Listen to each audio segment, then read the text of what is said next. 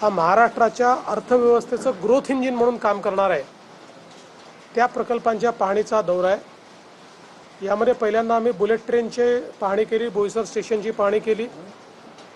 त्यानंतर आम्ही वाढवणला जे बंदर आपलं होत आहे त्या संदर्भातली पाहणी आणि त्याची बैठक आम्ही केली। आणि आता हा जो आपला नवीन ऑफशोर एअरपोर्ट आपल्याला करायचा आहे त्या संदर्भातलं आता आमच्यासमोर प्रेझेंटेशन झालं आहे। आता आम्ही त्याची पण पाहणी करणार आहोत। जो आपला कोरे बीच आहे त्याच्याजवळ आपण देशातलं पहिलं ऑफशोर एअरपोर्ट तयार करण्याचा निर्णय केला आहे। प्री फिजिबिलिटी रिपोर्टमध्ये ही जागा फिजिबल म्हणून आलेली आहे। आता आजच त्या संदर्भात डिटेल्ड प्रोजेक्ट रिपोर्ट DPR तयार करण्याचे आदेश मी दिले आहेत। आणि विशेषतः ही जी जागा आहे या जागेला एअरपोर्ट करत असताना आपला जो उत्तन विरार सी लिंक आहे त्या सी लिंकपासनं केवळ 5.5 किलोमीटरवरील जागा आहे, त्यामुळे ती सी लिंक वाढवून 5 किलोमीटरची अजून त्याच्यात भर घातली तर थेट उत्तन विरार सी लिंकची आपल्याला कनेक्टिव्हिटी मिळेल। म्हणजे मुंबईपासनं पूर्ण कनेक्टिव्हिटी इथपर्यंत मिळेल। जवळपास हा 50-52 किलोमीटर तिथपासनं येणार किंवा मुंबईच्या एअरपोर्टपासून येणार आहे। नवी मुंबई एअरपोर्टपासून 59 किलोमीटर हा 69 किलोमीटर हा येतो आहे। आणि दुसरं आपलं बुलेट ट्रेनचं स्टेशन हे याच्यापासून जवळ येत आहे।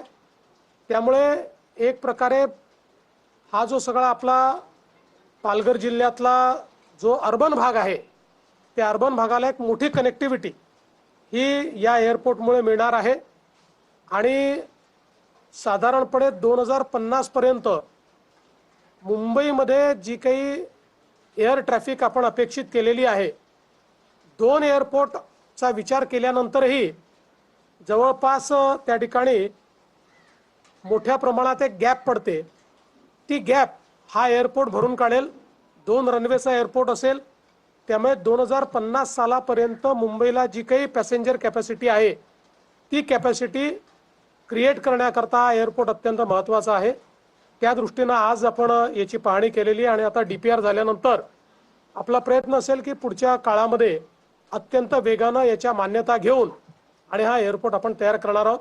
यासोबत जो काही आपला विरार अलिबाग कॉरिडॉर आहे, त्यानंतर आपला जो नॅशनल हायवे आहे, अशा सगळ्या प्रकल्पांची आम्ही पाहणी करतो। विकास कामं मोठ्या प्रमाणात पालघर जिल्ह्यामध्ये आहेत, मात्र हे करत असताना किती गावांचे रस्ते आहेत त्या रस्त्यांची मोठी दुर्दशा झालेली आहे आणि त्या संदर्भात अनेक गावकरी किंवा स्थानिकांच्या तक्रारी आहेत। याबाबत त्याही संदर्भात प्लॅन तयार केलेला आहे। आज जिल्हाधिकारी महोदयांनी मॅडमनी आमच्या समोर त्याचा देखील एक पूर्ण प्लॅन मांडलेला आहे। कारण आता हे सगळं प्रोजेक्ट होत असताना आतल्या कुठल्या कुठल्या रस्त्यांवर त्या ठिकाणी ताण येईल त्या संदर्भातला एक प्रोजेक्ट तयार केलेला आहे।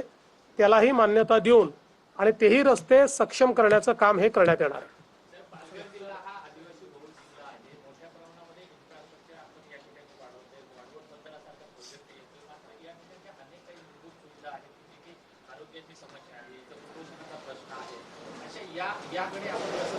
मला असं वाटतं की या संदर्भात ऑलरेडी सरकारने काम सुरू केलं आहे।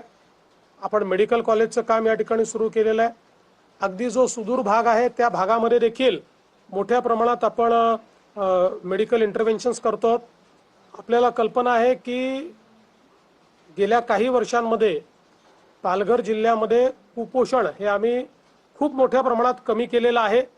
आज तीव्र कुपोषित बालकांच्या संख्येमध्ये प्रचंड घट हा या ठिकाणी झालेला आहे। आणि विशेषतः आदिवासी आमचे जे आहेत त्यांना आपल्याला लाईव्हलीहूड जास्तीत जास्त काय देता येईल या संदर्भातले कार्यक्रम आपण हातामध्ये घेतलेले आहेत।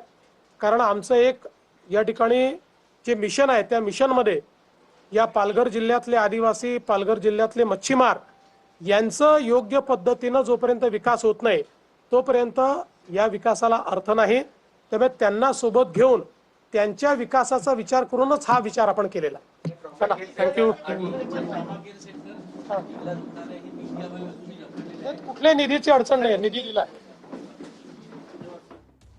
तर पालघरच्या अर्बन या भागाला विमानतळामुळे कनेक्टिव्हिटी मिळणार असल्याचं या ठिकाणी मुख्यमंत्र्यांनी सांगितलंय.